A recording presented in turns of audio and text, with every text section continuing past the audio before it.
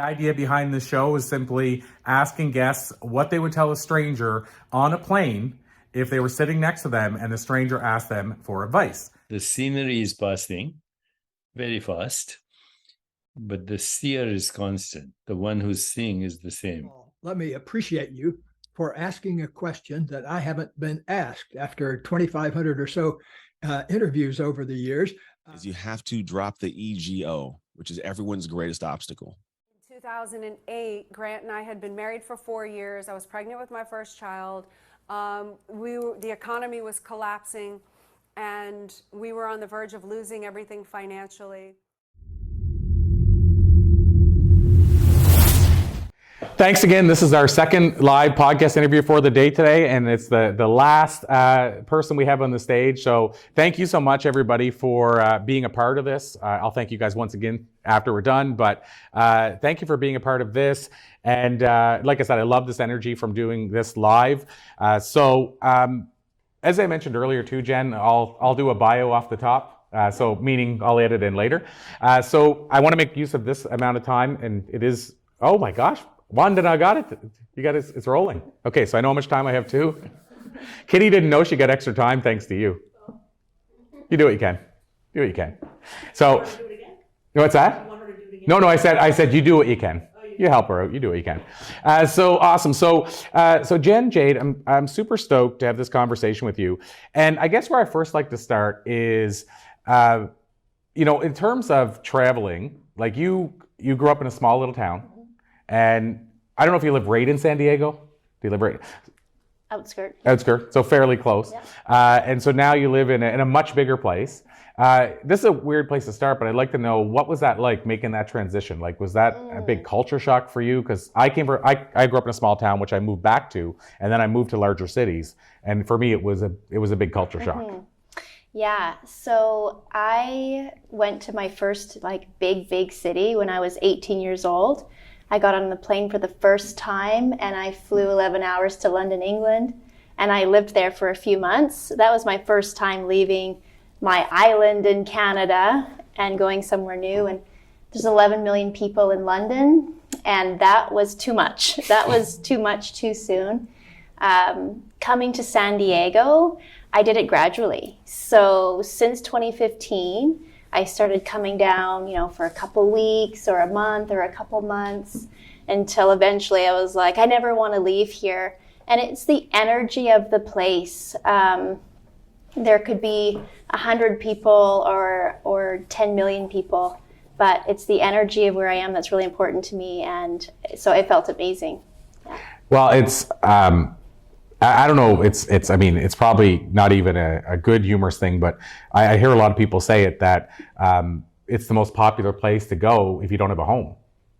San Diego, because it's gorgeous outside, the weather's beautiful, and what's so funny is when I went to Hawaii for the first time, that's actually what I thought about Hawaii. I was like, okay, I'm gonna go after my dream business, I'm gonna do this, and my backup plan is get a ticket somehow to Hawaii and just be homeless here in Hawaii. that's my backup plan. If you can't make it happen, that's the place you want to be. I'm just gonna go sleep on the beach under a palm tree in Hawaii. So I could see that being true for San Diego, absolutely. And so this is a kind of a big jump from there to here, but I always like to ask I like to try to ask everybody about legacy. So it's a pretty big word, but I'd love to hear what legacy means to you. Yeah, it's never been hugely important to me that people remember my name. I know for some people that is a big deal and they want their names on buildings and things like that. For me, I just want to know that I've made a difference in the time that I had, and that creates a ripple effect. Even if I don't get to see that ripple effect, I don't get any credit for that ripple effect. But to me, that is the legacy that I'd like to have, even if it is invisible. It's not directly my name or credited to me. But it's really important to me that people live a life true to themselves, and they do that now. And it became very important to me once I lost that family member at 42 years old, and I really realized that the whole game plan of just working hard and enjoying your life when you retire has a serious flaw in it. I would absolutely agree with that. Have you ever heard what Seth Godin says about that, about taking a vacation? No. So Seth Godin shares the story, and I do want to come back to the legacy of having your name in a building because I want to get your take on something. But Seth Godin shares the story about how he was at a beach one time and he's working away on his laptop. Does everybody here know who Seth Godin is? He's like the passive marketing guy, glasses, bald head, sold a lot of books, and he writes a blog every day, still to this day. And years ago, he was at like 80,000 people read his blog a day. Like, really, it was part of his business model. And so always less than 250 words. I don't think he's ever written more than 250 words. And so he gets the idea of wanting short bites, sound bites. But he was at it wherever, Hawaii, let's say. Let's just insert, I can't remember where it was. So insert name here, Hawaii, let's say. And he's there typing and he's sitting next, at a bar at the beach or whatever. And so he heard a couple walk by and they said, how sad. He has to work all year to come away and then for 2 weeks work while he's here. And he thought as he walked away, how sad. They spend all their year working to only take a vacation for 2 weeks a year. Mm-hmm. And he said, maybe it would be better to design a life you don't have to take a vacation from. Yeah. And so when you said that, that's what I thought of, is that, and there's no judgment on if somebody, that's not for them, but I mean, I totally agree with him. I look at the other add to that is, I heard David Foster one time. If you guys know David Foster is the producer, music producer. I heard him being interviewed and he said to Darren Hardy at Success Magazine, when am I going to just enjoy being on the beach, like vacationing like everybody else? And he goes, maybe it's not that. Maybe for you, the beach is when you're in the music studio, working with Seal or Celine Dion or what have you. Maybe that's your beach. Mm-hmm. And so I kind of think of that with Seth, right? He was there and maybe he only did that one blog for 20 minutes and then he gets to live at the beach and he's making money. Mm-hmm. So to each their own, but that's what I thought of when you said that. Yeah. And to circle back, I wanted to ask you about the buildings, like names on buildings and stuff. One thing I find intriguing is I have conversations with people often and about this idea, but people talking about like people that have maybe built a legacy and have maybe gotten themselves to a certain net worth and all that. And it's amazing and fascinating to me how many people I know that think that person's automatically a bad person or evil because they built wealth.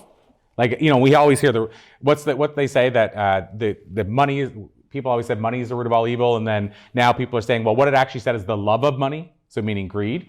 But what I have to be honest and say, and I want to get your take on this, is I've had the opportunity to interview many billionaires, many multimillionaires, many people who've sold their businesses for 100 million.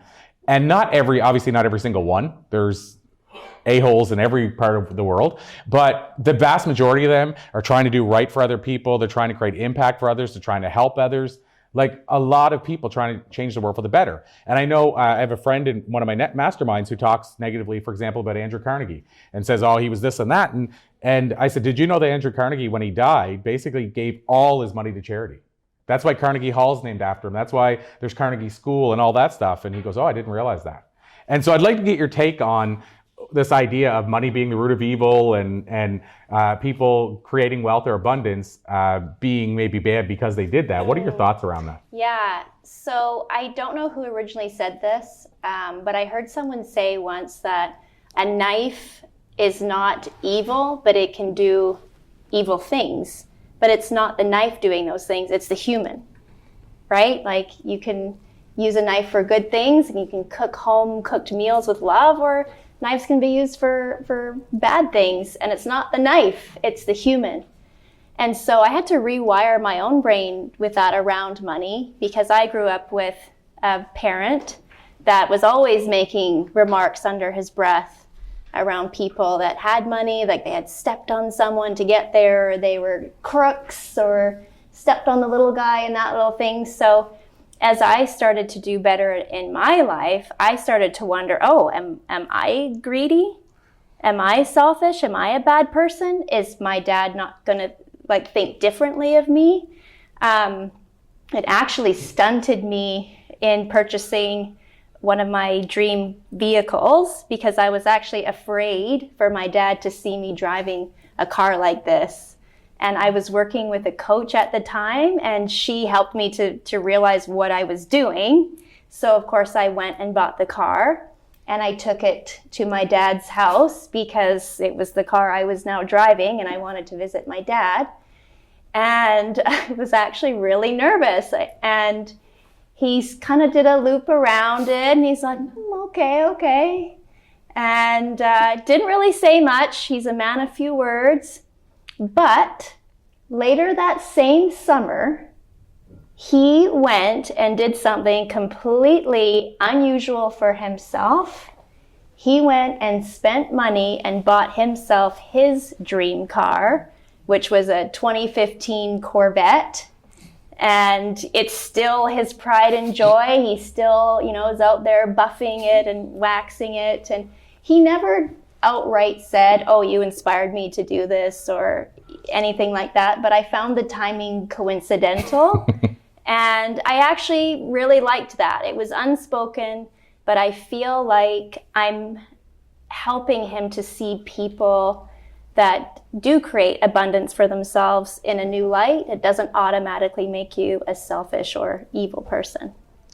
It's wild you say that because it is sometimes interesting to examine why we do certain things. And, it's the same with me. I in some ways, I kind of, I'm not big on envy or anything like that, but like I admire sometimes people that can just say, come for a ride with me, and then you're on the way and said, oh, it's the purple Benz or whatever. Like I admire that they can be, that comfortable doing that because, and this is only the third time in my life I've ever said it, but same idea. Like I wanted a certain car when I was in the last few years not because again that I want the car, like the guy with the Lamborghini I said about earlier. It was because of the fact that I grew up raised by a single mother, always kind of thought this can never be achieved, told that it can never be achieved. So the car was more to me to say you can achieve this. Mm-hmm. And so I'll say it now, but I actually said my car, it's a purple Mercedes. Yeah. And it's the only one in the town. And I half am embarrassed when people come up and say, oh, I saw your car, I love your car. What my point is, this is the third time I've ever said publicly what my car is. Mm-hmm. Because I don't know if it's because I grew up with a small town mentality and you shouldn't say that stuff, or if it's a hang up with me just owning it. Mm-hmm. And so to your point, I mean, I wonder sometimes, is it healthy to own it, or is it, am I doing it because I don't want it to come across like an ego thing? I don't know which of the two it is either. Yeah. Maybe I should investigate that. But to your point, it is wild how we have these hang-ups. Like, why shouldn't I be okay and comfortable that I worked for this? Mm-hmm. I earned this, and yet we still have those hang-ups. Yeah, and I heard someone say, which helped me and resonated with me, that money doesn't make you a selfish person or even the desire of it, but it can enhance more of who you are. So if you are a generous person, now you have even more resources to be generous. If you are a giving person, if you are wanting to do spontaneous things for your friends and family or take care of them, or it enhances who you already are at your core. And so we actually need more good people with more resources in their hands to be that example of like Dale Carnegie, like you say. And the comment about the names on buildings, I think it's more of like the intention. You know what I mean? Like I'm not driven by what I do because I want to be remembered and because I want to make a name. But that's a really beautiful example of that wasn't the driving force, but it was this beautiful result. Yeah, and I think that's the key thing. I don't know if you guys agree, but to me, that's the key word you just said is intention. Mm-hmm. What's the intention behind why you did it? To my understanding, and I don't know, I mean, there could have been behind the scenes talk, but my understanding is Andrew Carnegie Hall was named after him until after he passed away. He gave them the money, and he clearly donated a lot of money without expecting any result or what have you. Stuff was named after him, but I think it was the result of him doing that. And yeah, so I mean, it goes back to the intention, right? Yeah. Or do you want to brag about, look what I got? Or again, are you doing it because you were able to create this abundance and now you can help other people? And I think that answers your question too, Corey. Like you were saying, well, do I mention the car? Do I not? Do I own it? Or do I, keep that quiet? And I think it really is just the intention behind when you are sharing it. So on a case-by-case basis, if you know you're sharing it to be an example of possibility, right, then that's something we need more of.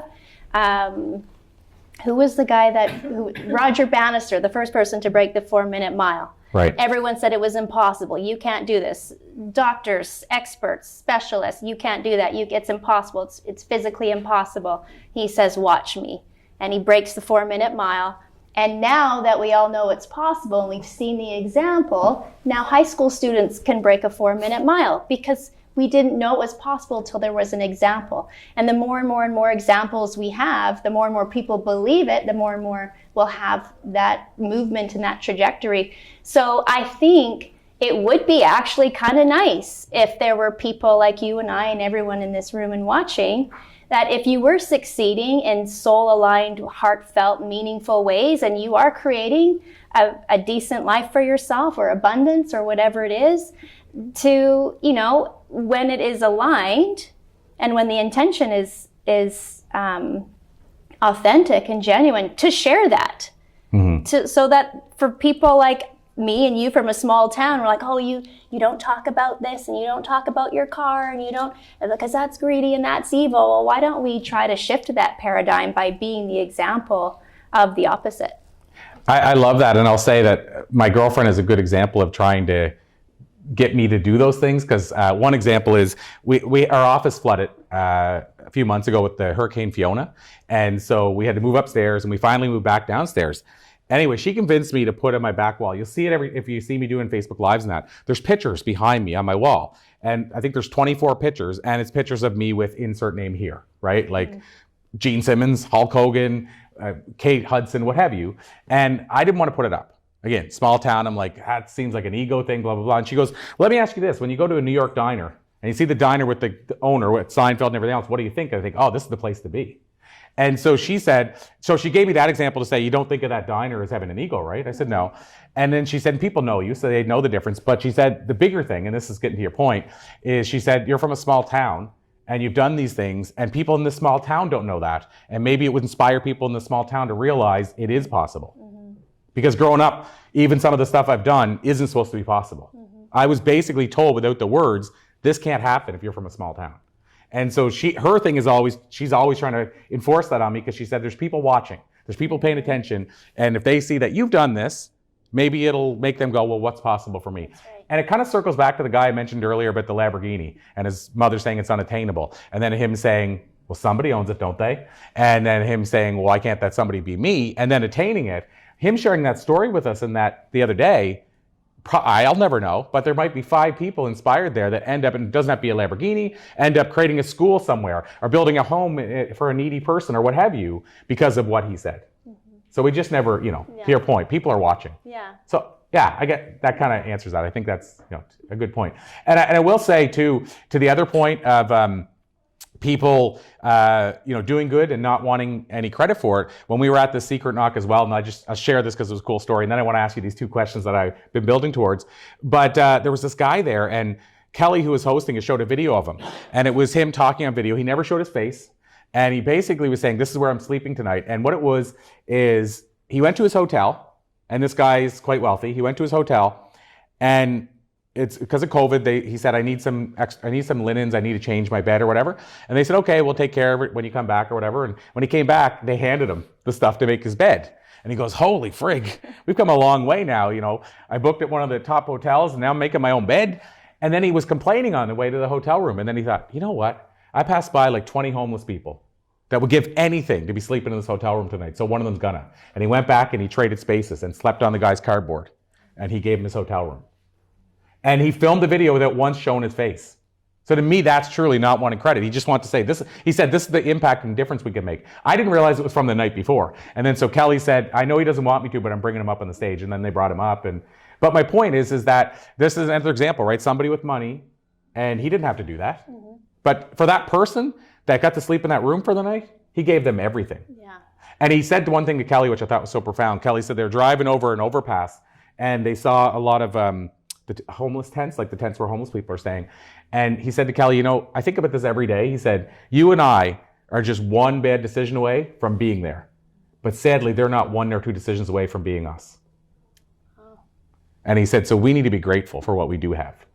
And so, this was just profound to me this weekend. But again, it shows the power of this guy has a lot of money. He didn't have to change that. He didn't have to give him his hotel room. I think good people are good people. That's Yes. the point, right? The Yeah. magnification. Good people are good people. Yeah, period. and I think when you are sharing, like even if this person did show his face, for example, like it doesn't have to be done in secret. It doesn't have to be done anonymously. But I think people can feel, like you say, your intention behind sharing, and so if you ask yourself, before I share about my car or before I share about, exchanging my sleeping space with this person, am I doing it because I need some sort of validation as a person, or am I just wanting to say like, hey, this is an example of things that we can be doing as humans for each other, and it's okay to have your name or your face attached to that. There's nothing wrong with that. I just think, for me, it's not the driving force, and I think people can feel. I think we can all feel the intention behind people's words. So if he were to show his face and was just showing genuinely, I think people can feel that. Whereas if he's doing it like, oh, look at me, it's totally different. So yeah, I think when you're sharing, or this person, people will be able to tell that it's genuine. It makes me think, are you doing it for yourself? Are you doing it for the good of others, or are you doing it for the talk? Yeah. TikTok. Yeah. Are you doing it for Instagram or TikTok or whatever? And that's a big difference, right? Yeah. So, and I think deep down, and other people know. So like I said, I wanted to wind down to these two questions. So the first one is, I call it the time machine question. And you know what it is, what's coming. But I just wanted to ask you, essentially, if you could jump into a time machine and go back and talk to your younger self, give her some life advice based on what you've learned in the years since. What do you think you might tell her? Yeah. So I do feel like my life has unfolded exactly as I needed it to get to where and who I am today. But, given the opportunity, I think one of the things that took me the longest to learn was making other people's opinions of me matter more to me than my own opinion of me.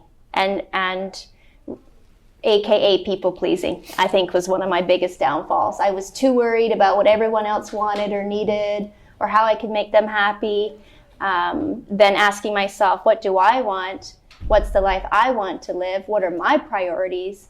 And stepping forward into those. I love it. And I will say, it made me think of it again, but you never know who's listening or what kind of difference you can make, or how something you do is going to have a ripple. But it made me think of it. I never said this before and I've never shared it, but the time machine question. I've been asked that question, as you know, for a long time. And I asked Joe Vitale from The Secret that question. Anyway, he created this whole thing now about, he said, you triggered this idea. And he said, so now I created a time machine. And he created like this, basically almost like Akashic Records or whatever, where you can go back in time and basically go to certain points of your life and kind of try to change that to update it or whatever. But he's created this whole like virtual time machine out of that question. So you just never know where that's going to lead. And by the way, he told me also, I don't know if he wanted this shared or not, but he said he also bought a time machine on eBay after I asked him the question. He said he's been trying to make a time machine, he said, his whole life. It's been his whole life. But yeah, he just triggered, he said, wait a minute, why can't we go back in time? And then so he created this whole, like if you go to his website now, there's a course, the time machine course. And that's what it's from. So you just never know where something's going to go, right?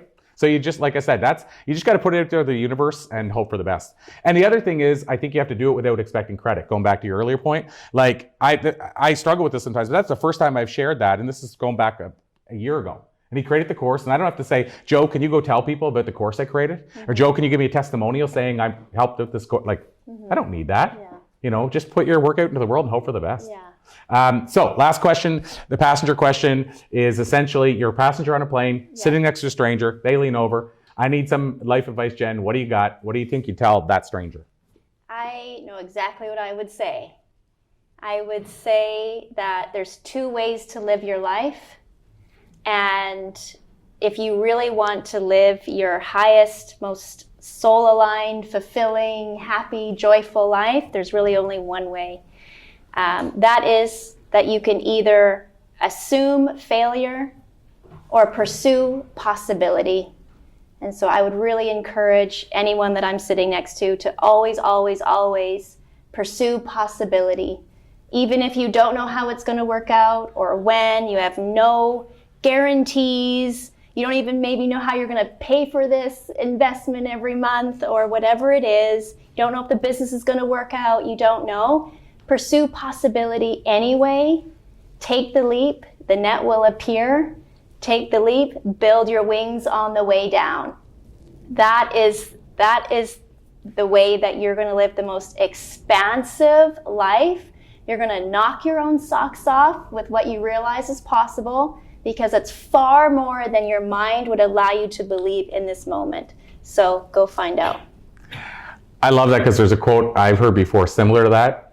The net will appear one I've heard lots, but I never heard the build your wings on the way down. I've always heard of build the plane. So jump off the building and build your plane the way down. And that always bugged me, because I'm thinking you couldn't even get the plane started and you're already crashed, right? But maybe you could build your wings on the way down, like paper mache wings. Yeah, So, I like that. Anyway, so I just want to say I like that. And it reminds me of a little baby bird, right? And the mom is like basically like pushing the baby out of the nest. The baby's probably scared out of its mind. I would be, but yeah. that's the only way you learn how to fly. I love it.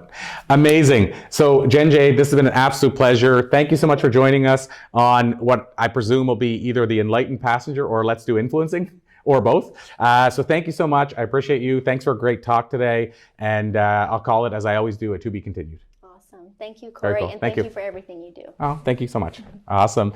And thank you guys so much.